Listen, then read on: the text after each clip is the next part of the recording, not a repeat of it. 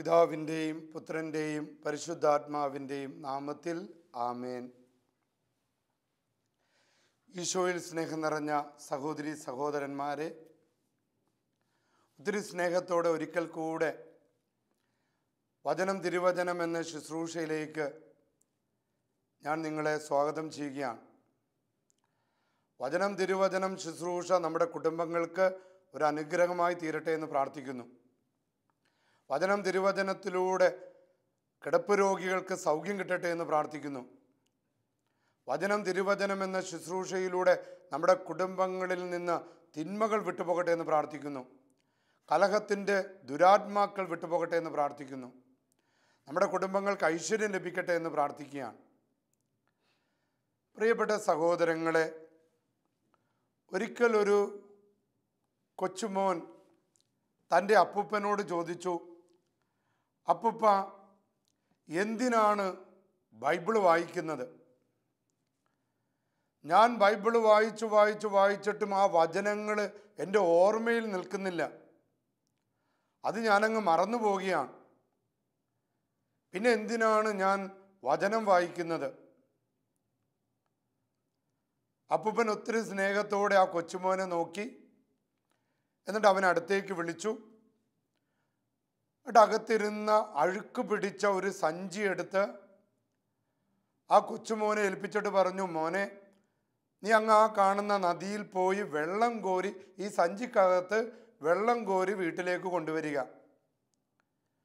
ഈ കുഞ്ഞ് അപ്പനെന്തോ വലിയ കാര്യത്തിന് വേണ്ടിയാണ് ഇത് ഏൽപ്പിച്ചതെന്ന് കരുതി ഈ അഴുക്ക് പിടിച്ച സഞ്ചിയുമായി നേരെ പുഴയിലേക്ക് ഓടി കുഞ്ഞ് സഞ്ചിയിൽ വെള്ളം നിറക്കും. എന്നിട്ട് വീട്ടിലേക്ക് കൊണ്ടുവരാൻ ശ്രമിക്കും.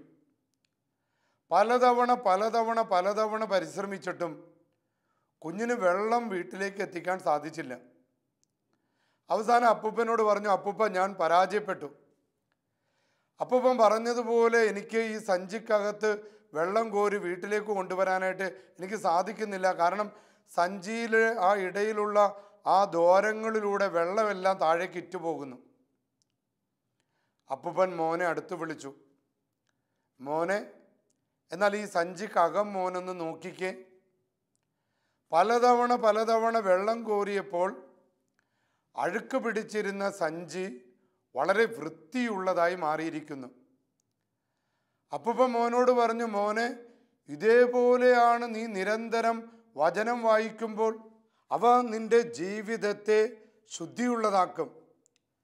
നിന്റെ ജീവിതത്തെ മലിനപ്പെടുത്തുന്ന തിന്മകളെയെല്ലാം അത് മാറ്റുവാനും നിന്നെ നന്മയുള്ളവനാക്കി തീർക്കുകയും ചെയ്യും. പ്രിയപ്പെട്ട സഹോദരങ്ങളെ, ആ അപ്പൂപ്പൻ്റെ ജ്ഞാനം, അദ്ദേഹത്തിന് ലഭിച്ച വിവേകം, അദ്ദേഹത്തിന് ലഭിച്ച ആത്മീയത, അതാണ് തൻ്റെ കുഞ്ഞുമോന് പറഞ്ഞു കൊടുക്കാനായിട്ട് ആ അപ്പൂപ്പൻ പരിശ്രമിക്കുന്നത്. സുഭാഷിതങ്ങൾ ഇപ്രകാരം പഠിപ്പിക്കുന്നുണ്ട്. സുഭാഷിതങ്ങൾ 16:16, ഒരു മനുഷ്യന് ജ്ഞാനം ലഭിക്കുന്നത് സ്വർണം കിട്ടുന്നതിനേക്കാൾ ശ്രേഷ്ഠമാണ്. ജ്ഞാനം ലഭിക്കുന്നത് സ്വർണം കിട്ടുന്നതിനേക്കാൾ ശ്രേഷ്ഠമാണ്. അതായത് ഒരു ജ്ഞാനി, അറിവുള്ളവൻ, വിവേകമുള്ളവൻ തൻ്റെ ജീവിതത്തിലെ നന്മ തിന്മകളെ തിരിച്ചറിയുകയും തിന്മകളെ ഉപേക്ഷിക്കുകയും നന്മകളെ തിരഞ്ഞെടുക്കുകയും ചെയ്യും. വിശുദ്ധ ഇഗ്നേഷ്യസ് ലൊയോളയാണ് നമ്മളെ ഇങ്ങനെ പഠിപ്പിച്ചിരിക്കുന്നത്. ഈ ലോകത്ത് 3 തരം അരൂപികളാണുള്ളത്. ഒന്ന് ദൈവാരൂപി, സ്പിരിത്തോ വേനതൽ ചെയ്ലോ, സ്വർഗത്തിൽ നിന്ന് വരുന്ന ആത്മാവ് അല്ലെങ്കിൽ അരൂപി. രണ്ടാമത്തേത് ലോകാരൂപി അല്ലെങ്കിൽ ജഡാരൂപി, സ്പിരിത്തി വേനെ ദ ക്വസ്തമോന്തോ. മൂന്നാമത്തേത് ദുഷ്ടാരൂപി, അതായത് തിന്മകളിൽ നിന്ന് വരുന്ന അരൂപികൾ. അതിനെ വിശുദ്ധ ഇഗ്നേഷ്യസ് ലോയോള വിളിക്കുന്നത് സ്പിരിത്തി കത്തീവി, അപ്പം ദുഷ്ടാരൂപി. ഒരു മനുഷ്യൻ്റെ ജീവിതത്തിൽ ഈ അരൂപികൾ തമ്മിൽ നിരന്തരമായ സംഘർഷമാണ്. ഒന്നെങ്കിൽ ദുഷ്ടാരൂപിയും ജഡാരൂപിയും തമ്മിലുള്ള സംഘർഷം, അല്ലെങ്കിൽ ദുഷ്ടാരൂപികൾ തമ്മിലുള്ള സംഘർഷം, അല്ലെങ്കിൽ ഈ ദുഷ്ടാരൂപിയും ദൈവാരൂപിയും തമ്മിലുള്ള സംഘർഷം, അല്ലെങ്കിൽ ദൈവാരൂപിയും ജഡാരൂപിയും തമ്മിലുള്ള സംഘർഷം. പക്ഷേ സംഘർഷം എത്ര ശക്തമാണെങ്കിലും അവസാന വിജയി ദൈവാരൂപിയാണ്, ദൈവത്തിൻ്റെ ആത്മാവാണ്. ഒരു ക്രിസ്ത്യാനി വ്യക്തമായി മനസ്സിലാക്കണം, തന്നെ തൻ്റെ ജീവിതത്തെ നയിക്കുന്നത് ഏതരൂപിയാണ്? തന്നെ നയിക്കുന്നത് ദൈവാരൂപിയാണോ? തന്നെ നയിക്കുന്നത് ജഡാരൂപിയാണോ? തന്നെ നയിക്കുന്നത് ദുഷ്ടാരൂപിയാണോ? ഒരു ക്രിസ്ത്യാനി കൃത്യമായി ഇത് തിരിച്ചറിഞ്ഞാൽ മാത്രമേ തൻ്റെ ജീവിതത്തെ പാകപ്പെടുത്തുവാൻ സാധിക്കുകയുള്ളൂ. വചനത്തിൽ നാം ഇപ്രകാരം വായിക്കുന്നു, 1 യോഹന്നാൻ 4:1, പ്രിയപ്പെട്ടവരെ, എല്ലാ ആത്മാക്കളെയും നിങ്ങൾ വിശ്വസിക്കരുത്. ആത്മാക്കളെ പരിശോധിച്ച് അവ ദൈവത്തിൽ നിന്നാണോ എന്ന് വിവേചിച്ചറിയുവിൻ. അപ്പോൾ നാം നയിക്കപ്പെടുന്നത് വിവിധ തരത്തിലുള്ള ആത്മാക്കളാണ്. യോഹന്നാൻ ശ്ലീഹ നമ്മളെ പഠിപ്പിക്കുന്നത് എല്ലാ ആത്മാക്കളെയും നാം വിശ്വസിക്കരുത്. കാരണം ജഡാരൂപി, ദുഷ്ടാരൂപി ഇവയെ നമ്മെ നയിക്കുകയും നമ്മെ വലിയ തിന്മകളിൽ കൊണ്ടെത്തിക്കുകയും ചെയ്യും. കാരണം പ്രഭാഷകന്റെ പുസ്തകം ഇപ്രകാരം പഠിപ്പിക്കുന്നുണ്ട്, തിന്മയുടെ അരൂപികൾ നമ്മളെ നയിക്കുന്നത് നമ്മുടെ അധമവികാരങ്ങളിലേക്ക്, അമിതമായ ആഹാരപ്രിയത്തിലേക്ക്, ഭോഗാസക്തിയിലേക്ക്, നാവിൻ്റെ ദുർവിനിയോഗത്തിലേക്ക്, ജഡികമായ പാപങ്ങളിലേക്ക്, അലസതയും ഭോഷത്വത്തിലേക്കും, ദൈവഭയം ഇല്ലാത്ത അവസ്ഥകളിലേക്ക്, സമ്പത്തിൻ്റെ ദുർവിനിയോഗത്തിലേക്ക്, വ്യാജ സുഹൃത്തുക്കളിൽ ചെന്നുപെടല്, അവസാനം അഹങ്കാരവും നിർബന്ധ ബുദ്ധിയുമുള്ളവരായിട്ട് മാറുന്നത്. കാരണം ഈ ആത്മാക്കളാൽ, ദുഷ്ടാരൂപിയായാലും ജഡാരൂപിയാലും നയിക്കപ്പെടുന്നവർ ചെന്ന് പെടുന്ന കെണികളാണ് പ്രഭാഷകന്റെ പുസ്തകത്തിൽ നാം വായിക്കുന്നത്.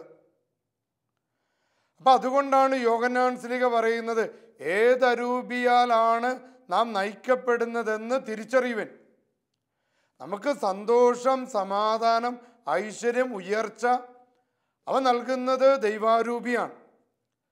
ദൈവാരൂപിയിൽ നയിക്കപ്പെട്ടാൽ മാത്രമാണ് ശാശ്വതമായിട്ടുള്ള സമാധാനം നമ്മുടെ കുടുംബങ്ങൾക്ക് ലഭിക്കുകയുള്ളൂ. അപ്പം അതുകൊണ്ട് പ്രിയപ്പെട്ടവരെ, ഈ ജഡാരൂപികളുടെ, ഈ ദുഷ്ടാരൂപികളുടെ, ദൈവാരൂപിയുടെ ആ സ്വാധീനങ്ങളെക്കുറിച്ച് നാം മനസ്സിലാക്കണം. ദുഷ്ടാരൂപിയുടെ പ്രവർത്തനങ്ങൾ നമ്മളിൽ ഇങ്ങനെയാണ്.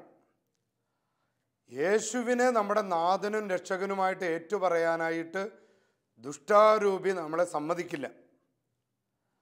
അവൻ നുണകളുടെ ആത്മാവായി നമ്മളെ വഴിതെറ്റിക്കും, നമ്മളെ നുണയന്മാരാക്കും. ദുഷ്ടാരൂപിയുടെ മറ്റൊരു പ്രേരണ നമ്മളെ നിരന്തരം പാപത്തിലേക്ക് നയിക്കും, പാപബോധമില്ലാത്തവരാക്കും. മറ്റുള്ളവർ കണ്ടില്ലെങ്കിൽ സാരമില്ല എന്ന മനോഭാവത്തിലേക്ക് വരും. കാരണം മോഷ്ടിക്കാനും കൊല്ലാനും നശിപ്പിക്കാനുമാണ് ദുഷ്ടാരൂപി ഒരു മനുഷ്യനിലേക്ക് വരുന്നത്. ദൈവഭയം ഇല്ലാതാക്കുകയും ദൈവവിശ്വാസം ഇല്ലാതാക്കുകയും മനുഷ്യനെ തന്നെ ദൈവമാണെന്ന് അവനെ പ്രേരിപ്പിക്കുകയും ചെയ്യും. ഈ ദുഷ്ടാരൂപിയുടെ മറ്റൊരു പ്രവർത്തനം അവന് വെറുപ്പ് അവൻ്റെ ഉള്ളിൽ കൊണ്ടുവരിക, ഭീരുത്വം കൊണ്ടുവരിക, ഭയം കൊണ്ടുവരിക, ആത്മഹത്യ പ്രവണത കൊണ്ടുവരിക. കാരണം ജീവൻ നശിപ്പിക്കുന്ന കൊലപാതകിയാണ് ദുഷ്ടാരൂപി. ജീവിതത്തെ അവൻ നശിപ്പിക്കുന്നു, മനുഷ്യരുടെ ജീവിതത്തെ അവൻ അസ്വസ്ഥതയിലേക്ക് നയിക്കുന്നു. അപ്പോൾ നമ്മൾ ഏകദേശം ജഡാരൂപിയുടെയും ദുഷ്ടാരൂപിയുടെയും കുറച്ച് പ്രവർത്തനങ്ങളെക്കുറിച്ച് നാം വിചിന്തനം ചെയ്തു. എന്നാൽ ദൈവാരൂപിയുടെ പ്രവർത്തനങ്ങൾ എങ്ങനെയാണ് നമ്മുടെ ജീവിതത്തിൽ? ദൈവാരൂപി നമ്മളെ നയിക്കുന്നത് കർത്താവിനെ നമ്മുടെ രക്ഷകനായി ഏറ്റുപറയാനായിട്ട് നമ്മളെ പ്രേരിപ്പിക്കുന്നു. നമ്മുടെ ജീവിതത്തിൽ സത്യത്തിൻ്റെയും നീതിയുടെയും ഒരു ആത്മാവിനെ കൊണ്ട് നിറയ്ക്കുന്നു. അതായത് എൻ്റെ ജീവൻ വെടിയേണ്ടി വന്നാലും ഞാൻ സത്യത്തിനും നീതിക്കും വേണ്ടി നിൽക്കുമെന്നുള്ള മനോഭാവം. ഈ ലോകത്തിലെ എന്ത് പ്രലോഭനം, എത്ര കൈക്കൂലി എനിക്ക് ഓഫർ ചെയ്താലും ഞാൻ സത്യവും നീതിയും വിട്ട് ഞാൻ പ്രവർത്തിക്കില്ല എന്നൊരു തീരുമാനം. ദൈവാരൂപി നമുക്ക് നൽകുന്ന മറ്റൊരു ഫലം ഇതാണ്: നമ്മുടെ പാപത്തിൽ നിന്നുള്ള മോചനമാണ്. പാപം മൂലം നമ്മളിലേക്ക് കടന്നു വരുന്ന ജഡികാസക്തികളും തഴക്കദോഷങ്ങളും ഏറ്റവും അവസാനം മരണവും, അപ്പോൾ ഇവയിൽ നിന്നുള്ള മോചനമാണ് ദൈവത്തിൻ്റെ ആത്മാവ് നമുക്ക് നൽകുന്നത്. ദൈവത്തിൻ്റെ ആത്മാവ് നമ്മളെല്ലാ കാര്യങ്ങളും പഠിപ്പിക്കും. പ്രത്യേകിച്ച് സ്വർഗീയ രഹസ്യങ്ങളെക്കുറിച്ച് പഠിപ്പിക്കും.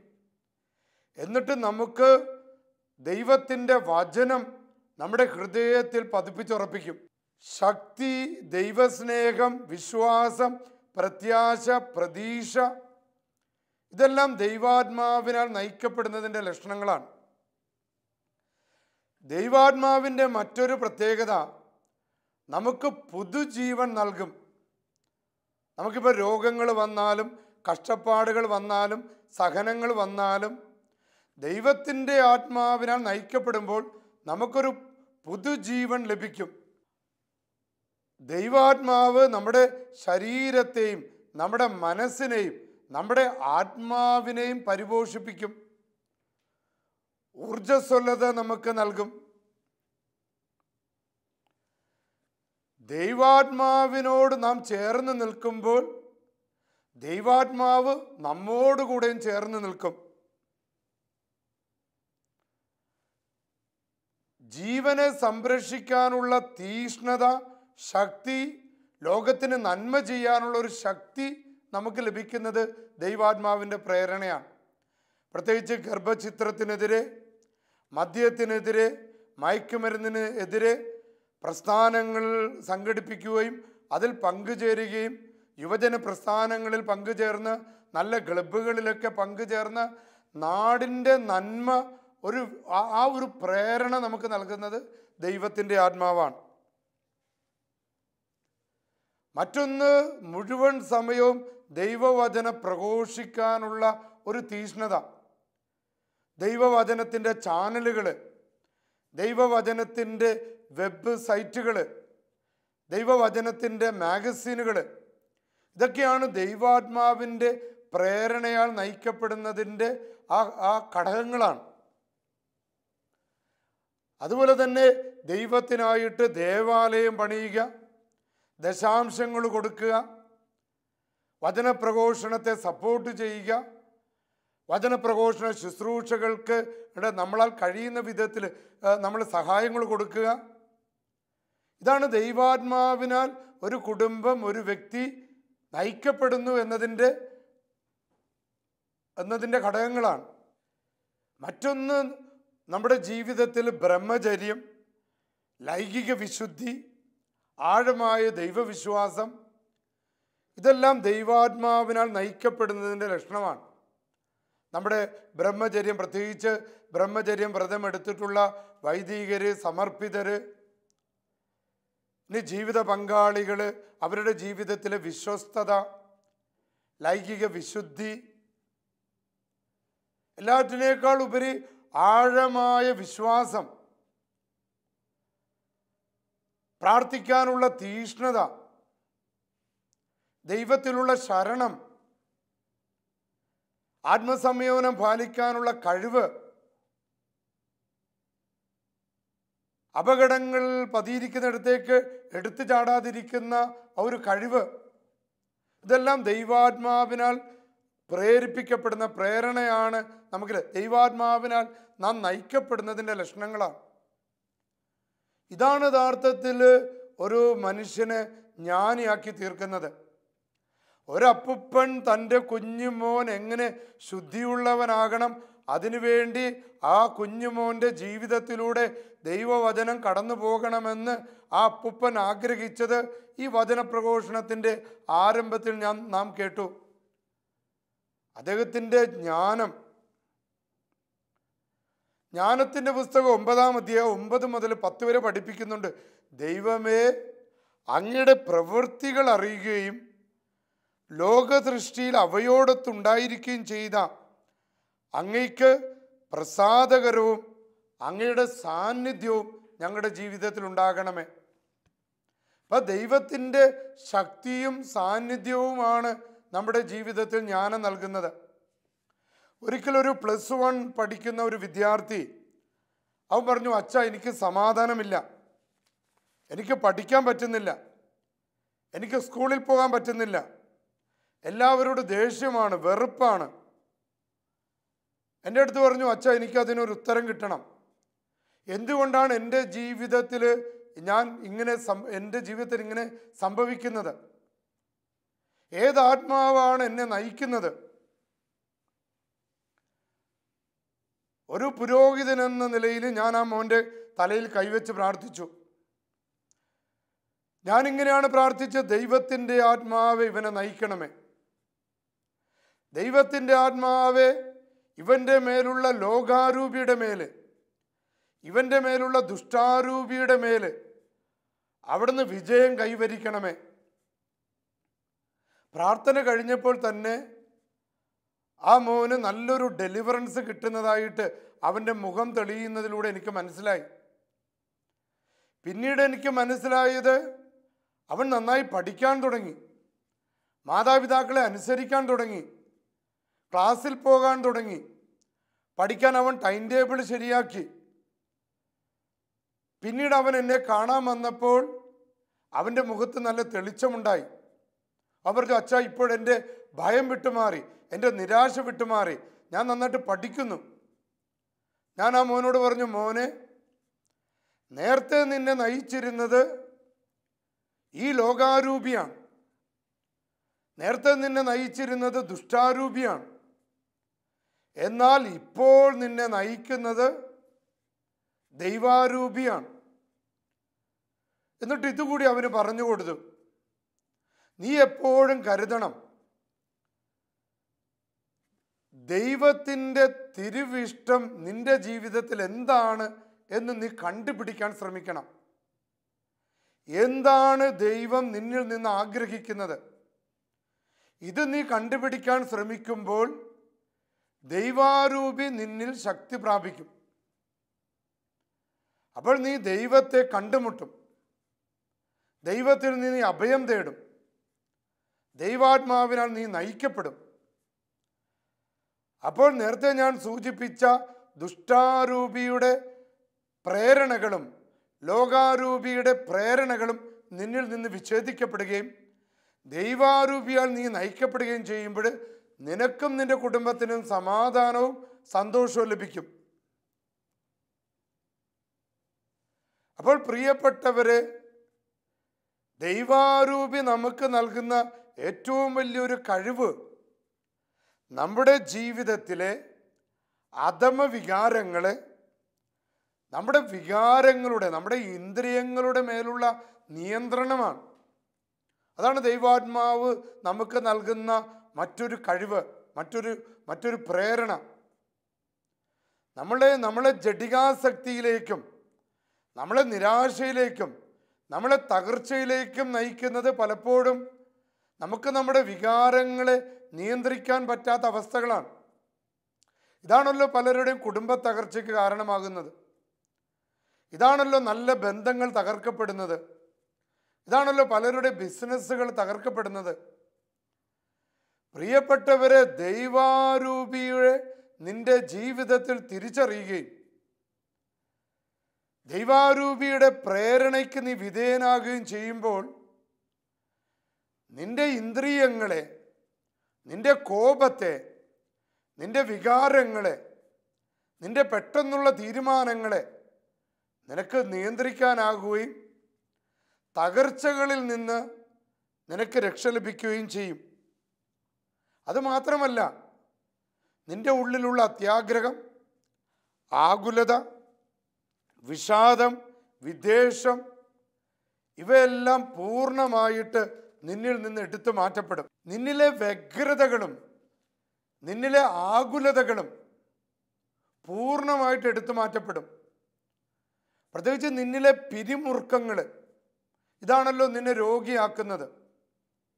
നിന്റെ സ്ട്രെസ്, നിന്റെ ഉത്കണ്ഠ, ഇതാണല്ലോ പലപ്പോഴും നിന്നെ രോഗിയാക്കുന്നത്.